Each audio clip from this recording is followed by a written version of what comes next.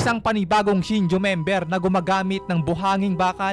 At ang Shinju na ito ay pinangalanan ni Jura na Ryu. And speaking of Jura, kaya naman pala sobrang lakas nito, siya pala mismo ang Ten Tails. Kankuro, may masamang balita kay Shikamaru na bukod nga daw kay Shinki, si Gaara nga daw ay natalo din ng mga kalaban ng mga Claw Grimes. So napakasamang balita nito mga parikoy. Isa sa matalik na kaibigan ni Naruto na si Gaara ay nalagay din sa alanganin. So ayan nga mga ilang pangyayaring naganap dito sa Boruto 2 Blue Vortex Chapter 14 full review. So game na agad at ang cover page nga para sa chapter na ito ay itong si kumparing Kashin Koji, naka-partner nga o katulong ni Boruto. At ang first panel sa chapter na ito ay makita natin si Boruto na nagkaroon na nga ng malay at nagising na. So kung natandaan nyo pa last chapter nawalan nga ng malay si Boruto matapos siyang matamaan ng Biyudama laser ni Jura. Then after nun, siya sabi dito ni Konohamaru na pinagaling na nga daw ni Himawari yung natamo niyang sugat. So dahil nga nagpupumilit pa rin si Boruto dito na makawala, diyan nga sinabi ni Konohamaru na kahit anong pagpupumiglas nga daw ang gawin nitong ni Boruto wala nga daw itong magagawa. Lalo't ang posas nga daw na ginamit dito kay Boruto ay si Amado mismo ang lumikha, na kahit anong jutsu pa nga daw ang gamitin nitong ni Boruto ay hindi ito tatalab para siya ay makatakas. Na kahit mismo ang Flying Raijin o Hiraishin technique daw ni Boruto wala nga rin daw magagawa para siya ay makawala. At wag na nga din daw isipin pa ni Boruto na masira niya ang bagay na ito. Lalo't ang posas na ito ay electronically controlled nga daw na may resistant pa sa mga malalakas na impact. Kaya wag na nga daw magpumilit pa itong si Boruto dahil masasaktan nga lang daw ang kanyang sarili. Kaya sa bagay din yan kinamusta na nga lang ni Boruto ang mga tao at sila Sarada, Sumire, na kung nasa maayos nga ba daw itong mga kalagayan o nasa safety. At kung ano na nga ba din daw ang nangyari sa kanilang mga kalaban. So dahil nga ilang oras din nawalan ng malay si Boruto, malamang aalamin niya rin talaga dito yung mga nagiging sitwasyon habang siya ay tulog o walang malay. Kaya sa tanong dyan ni Boruto, ang sagot nga dito ni Konohamaru na nasa maayos o safety naman daw sila Himawari, Sarada at ang Team Inoshikacho. So all goods naman sila mga sir. At patungkol naman sa kanilang mga kalaban nawala o umalis na nga daw ito. At wala na nga daw senyalis pa ng kahit anong chakra nila sa paligid. Pero sa bagay din yun sa kasamang palad daw nawalan sila ng mga kasama. At habang nangyayari nga ang usapan na yan nalipat nga ang eksena dito kay Sakura Haruno na chine-check up pa nga itong si Inujin matapos nga matuhog ng matindi. So ito diba natakil na natin siya sa early spoilers. Nandiyan ngayon nagulat si Sakura na papaanong nangyaring natuhog ng sobra si Inujin. At ang mas nakakagulat pa nga daw dito na gumaling nga din daw ito ng lubusan. Na halos ang naging problema nga lang dito is yung flow ng chakra ni Inujin ay na-block. Na yun nga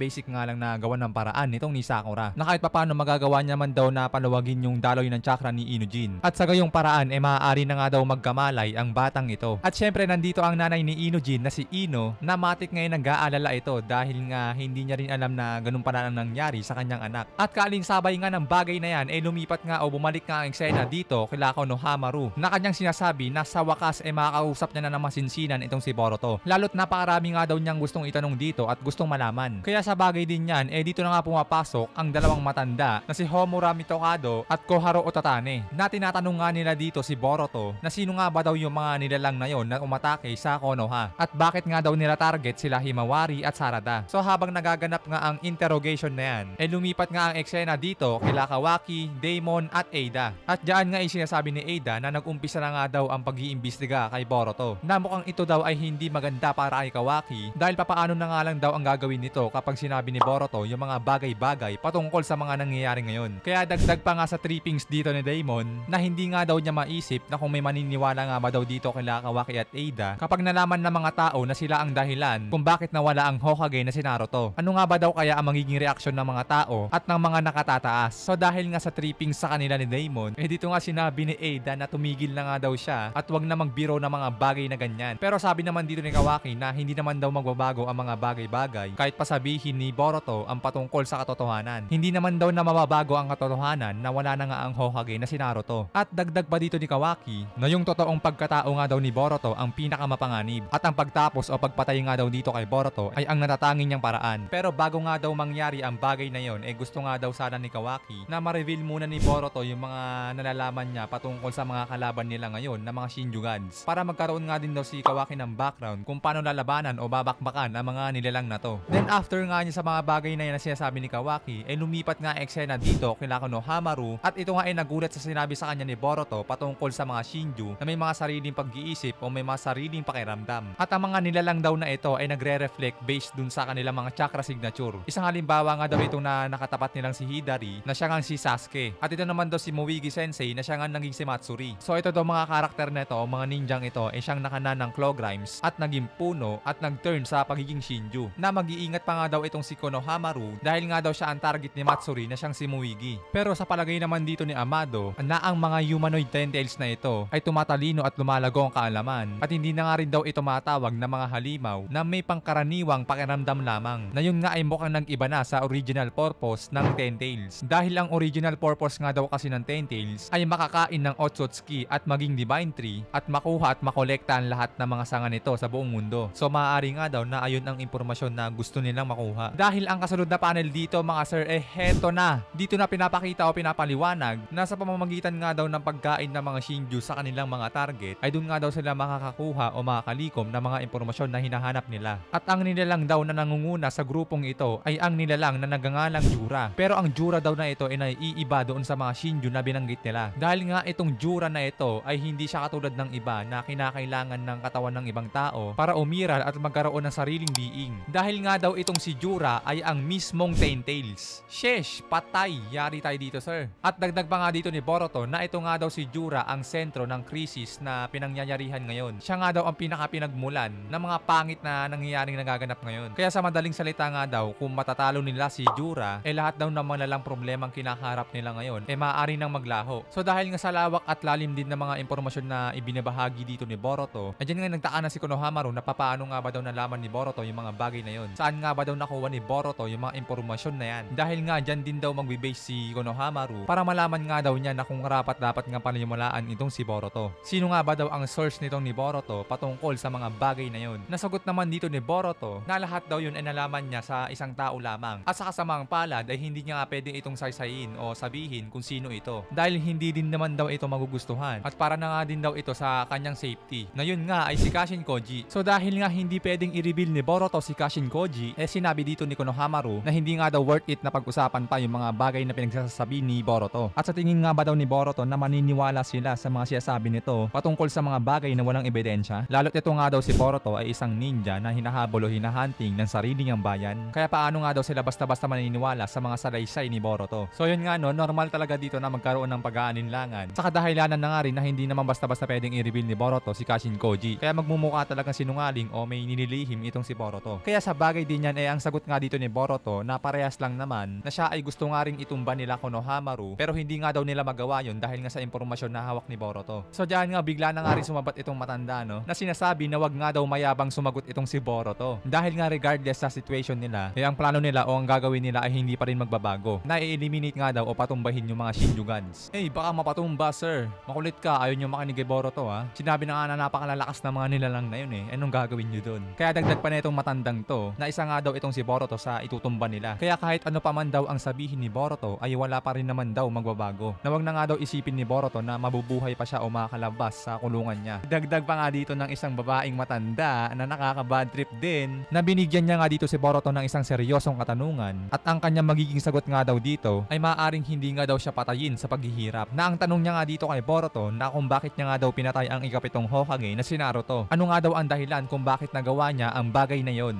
Ay nako, bakit hindi na lang kasi itong dalawang matandang to itumba para hindi na lumala pa yung sitwasyon. But anyway, ang next panel nga dito ay pinapakita si Shikamaru na ito nga ay nakadungaw sa salamin at nakikinig at nanonood sa usapan nila. At kanyang sinasabi na kanyang naririnig si Boruto. At dagdag niya pa dito na kung hindi man daw ganun na gusto niyang tapusin ang kanyang kapatid na si Kawaki, ang gusto o nais na lang dito ni Shikamaru kay Boruto ay magpatuloy muna ito sa pagpapanggap na akusado na yung resulta nga daw o impact ng mga ginawang kalokohan ni Kawaki balak nga din sana nila na i-push back si Kawaki doon. Kumbaga paaminin niya rin si Kawaki sa mga ginawa niya. At ayos lang naman daw yun kay Boruto at sa kabilang banda ay hindi niya rin naman daw ine-expect yun. Kaya ang next panel dito mga sir ay naalarma nga dito si Shikamaru matapos niyang marinig yung patungkol sa naging cause na ginawa ni Kawaki. Na kanya pa nga sinasabi na hindi nga daw niya maintindihan ng mga nangyayari. Ngunit subalit datapwat base sa kanyang paniniwala na itong kausap daw nila ni Konohamaru ngayon ay siya nga si Uzumaki Boruto na anak ng ikapitong Hokage na si Uzumaki Naruto. At hindi nga daw niya hayaan na mamatay si Boruto ngayon. ngayon. Lalo't sabi pa dito ni Boruto na hindi naman daw niya pinatay ang sinuman. At ang ikapitong Hokage at ang asawa nito ay buhay pa at sila daw ay nasa maayos na kalagayan o lugar. So yun nga no, mas karagdagang bagay pa yun para kay Shikamaru. Kaya nasabi niya rin na nag-fit nga o lumalapat nga ang mga pangyayari ngayon. So ibig sabihin lang guys, sa madaling salita, nilalabanan o pinapalagan ni Shikamaru yung epekto ng omnipotence ni Iida. At kasunod nga niyan sinasabi dito ng matandang babae na kung sakaling nasa safe nga daw na lugar sila Hinata at Naruto, sabihin nga daw nitong ni Boruto na kung nasa saang lugar niya nga ba daw ito itinago. Pero hindi nga daw sasabihin ni Boruto ang bagay na yon. Kaya sumagot dito ang matandang lalaki na puro na lang daw kasinungalingan ang lumalabas sa bibig ng batang ito. Kaya wala na nga rin daw siya masabi. Sagot naman sa kanila ni Boruto na hindi naman daw siya nagsasabi ng kasinungalingan. Ang kanya lang naman kasi ay hindi niya pwedeng i-reveal yung mga mahahalagang sekreto niya. Kaya ang rebat dito ni Tanda na mukhang pinili daw ni Boruto na unti-unting mamatay sa sakit. Kaya sa bagay din yan ay dyan na umenter si Ibiki at mukhang hindi nga daw ito magandang balita para kay Boruto dahil ang kasunod na panel dito mga pare ko ay heto na. Sinuot na nga dito ni Ibiki yung kanyang gloves at kanyang sinasabi na mukhang dumating na daw ang tamang oras para sa totoong interrogation. At kaalinsabay dyan dito pinapakita na kinontak ni Shikamaru si Ino at kinamusta ang kalagayan ni Inujin. At dyan nga diniretso na agad ni Shikamaru itong si Ino patungkol sa nangyayari ngayon kay Boruto at hindi nga ito maganda. At nais nga ni Shikamaru na isali nga daw si Boruto sa usapan nilang dalawa dito. Pero sagot naman dito ni Ino na hindi na nga daw pwede yun. Dahil nga base sa batas, hindi nga daw sila pwede na mag-usap ng kung ano-ano lang nang walang nangyayaring report. Yun nga daw kasi ay nagawa na ni Shikamaru ng ilang beses at nalabag na nga daw ni Shikamaru ang napakaraming rules. At dagdag pa nga dito ni Ino na kung ito nga ba daw na utos ni Shikamaru ay isang order bilang Hokage. Kasi nga lumampas na si Shikamaru sa limit na nalalabag niya na nga yung ibang rules dito about sa communication. Pero sinabi dito ni Shikamaru kay Ino na ito nga ay isang klase ng top secret mission na si Ino nga lang daw ang kanya mapagkakatiwalaan. So dahil nga sa bagay din yan, dyan na nga nag-aalala si Ino kay Shikamaru dahil nga mukhang supportive nga daw ito kay Boruto. Kaya nga hindi nga daw maintindihan ni Ino kung anong nangyayari dito kay Shikamaru. Kaya sa bagay din yan sinabi dito ni Shikamaru na nauunawaan niya daw si Ino na hindi niya basta-basta mapagkakatiwalaan si Boruto. Pero maniwala nga daw si Ino sa kanya at kailangan nito ang kanyang suporta. At hindi niya daw inuutusan si Ino bilang Hokage, kundi siya ay nakikiusap daw bilang kaibigan. Kaya sa bagay din yan totoong nabahala na nga talaga si Ino at kanya sinabi na kumalma nga daw itong si Shikamaru at patawad daw dahil ayaw niya na nga daw ituloy ang mga bagay na to. Kaya hindi na nga daw niya matutulungan pa si Shikamaru. Kaya ibinaba na nga ni Ino ang kanyang line of communication dito kay Shikamaru. So awit talaga mga pare ko lalo tuloy mahihirapan si Shikamaru sa sitwasyon ngayon na imbis na si Ino na lang ang pinaka magiging katulong niya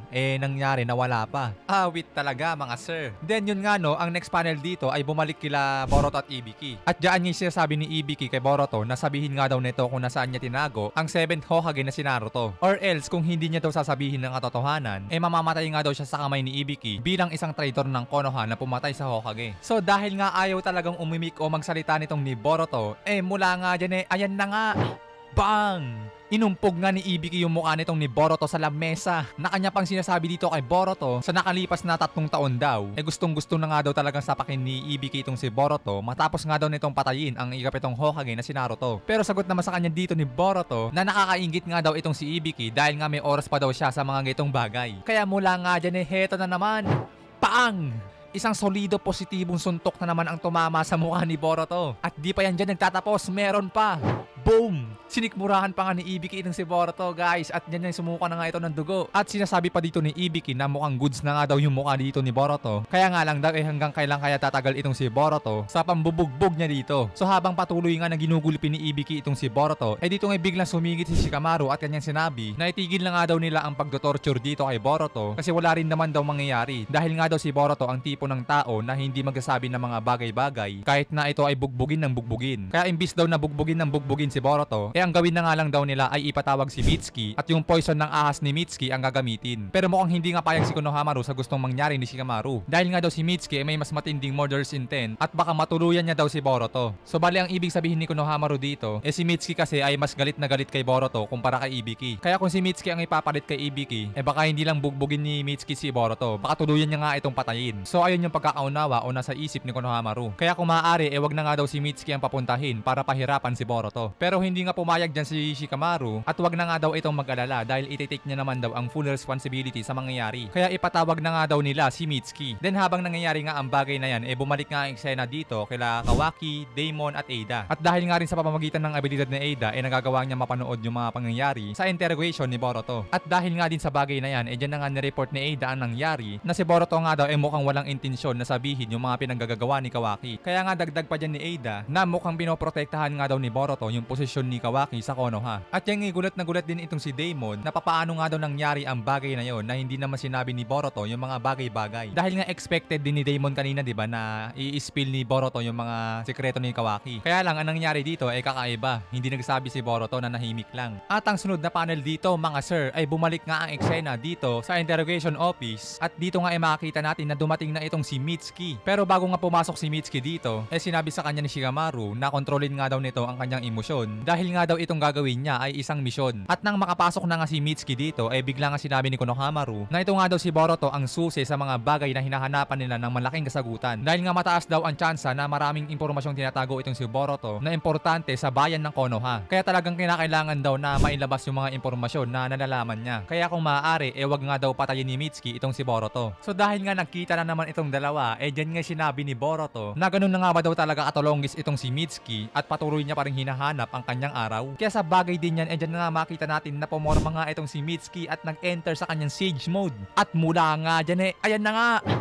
Bang! Isang solidong positibong atake nga ang pinakawalan nito at pinatama sa mukha ni Boruto. Kaya sa biglaang ataking ginawa dyan ni Mitsuki, bigla nga rin siyang inawat dito ni Ibiki. Nasigaw pa nga dito ni Konohamaru, Mitsuki! Pero dahil nga din dyan sa ataking ginawa ni Mitsuki kay Boruto, nagawa nga ni Boruto na makawala sa kanyang posas sa pamamagitan ng ahas ni Mitsuki. Kumbaga yung ahas ni Mitsuki ang pumindot sa passcode ng posas para ito ay ma-unlock. At bago nga ilayo ni Ibiki itong si Mitsuki kay Boruto, may sinabi o binulong pa nga dito si Mitsuki na ang mga gamit daw ni Boruto ay nandun sa security room ng West Building at may dalawang shinobi o ninja daw ang nagbabantay doon. Kaya ang next panel dito, mga sir, heto na. Nang matanggal na nga ang posas ni Boruto dito, dyan nga agad siyang pumorma para gumamit ng kanyang Hirai Shinjutsu. At bago nga mag-teleport o umalis si Boruto, sinabi niya dito na hindi niya daw balak saktan ang sinuman sa kanila. Wala daw siyang intensyon na patayin ang sinuman. At kanya naman daw nasabi na yung mga impormasyon na kinakailangan nila. At sila na nga rin daw ang bahala doon kung paano nila i-handle yon. At matapos nga ang sinabi niya yon, dyan na nga nag-teleport na si Boruto at nag-dagger out na. Nandito ngayon makita rin natin na si Konohamaru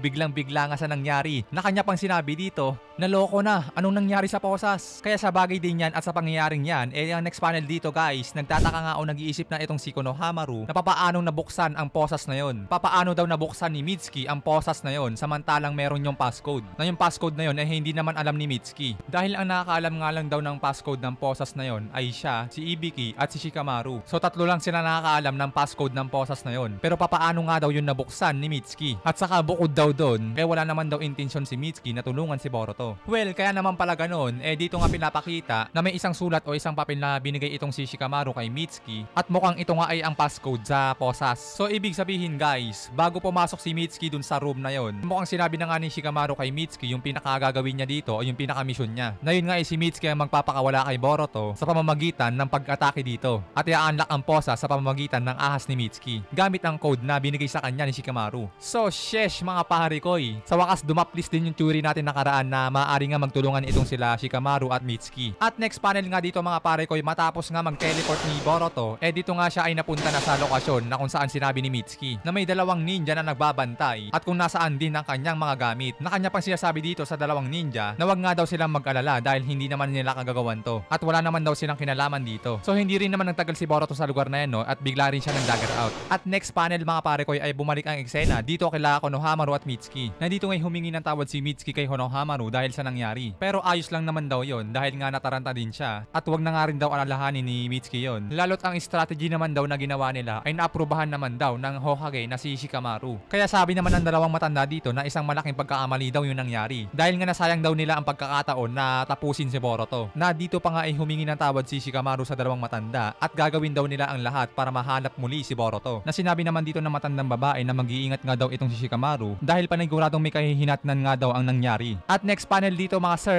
nandito na nga si Shikamaru sa Hokage's office at diyan nga din biglang dumating sila Sarada at Sumire. At kanila nga tinatanong si Shikamaru na ano nga ba daw ang nangyari sa interrogation kay Boruto. Nasagot naman dito ni Shikamaru na tumahimik nga daw itong si Sarada at hayaan na nga lang daw nila si Boruto dahil ito ay nakatakas nga. Then ang next panel dito mga sir, heto na ang bad news. Ang napakasamang balita na nanggaling kay Kankuro na si Gaara at Shinki daw ay napabagsak ng kalaban. At si Shinki daw ay naging puno, ngunit parehas naman daw silang buhay o ligtas. At ipapaliwanag na nga lang daw ni Kankuro ang mga ilang detalye sa ilang pagkakataon. At ipagpaumanhin na daw ni Shikamaru ang kanyang biglaang pagtawag. Pero sa ngayon, kinakailangan daw kasi agad ni Kankuro ng tulong. So ayun guys, malaking problema to na lalo tuloy lumala ang sitwasyon dito ngayon. Dahil mukhang si Shinki nga ang nakana ng Claw Grimes at naging puno. Dahil based nga sa makita natin dito sa next panel, pinapakita dito ang panibagong Shinju na siya nga kamukha ni Shinki. At kung papansinin nyo nga yung likuran nito, yung paligid niya, may mga buhangin mga parekoy. So ibig sabihin, sand user ito. At based sa kanyang itsura o appearance, ay kamukha nga talaga ito ni Shinki. Kaya mas probably, masabi natin na itong panibagong Shinju ay si Shinki. So matik guys, sobrang lakas nito. Napakahalimaw nito mga pare. Kasi batang Shinki pa nga lang, di ba, halimaw na. Then isipin nyo pa na time skip Boruto 2 Blue Vortex na to. So ibig sabihin, nasa mga 15 o 16 years old na sila dito. Kaya itong Shinki sa time skip ay mas lalong halimaw na. Then naging Shinju pa siya, so mas lalong halimaw. So ayan nga guys ang ating full review para dito sa Boruto 2 Blue Vortex Chapter 14. Another quality chapter na naman mga pare koy. So hanggang dyan lang muna tayo guys. Maraming salamat. Sana nag-enjoy kayo at nagustuhan yung video ito. See you sa mga parating nating video guys. Maraming salamat. Tayo nagpapaalam.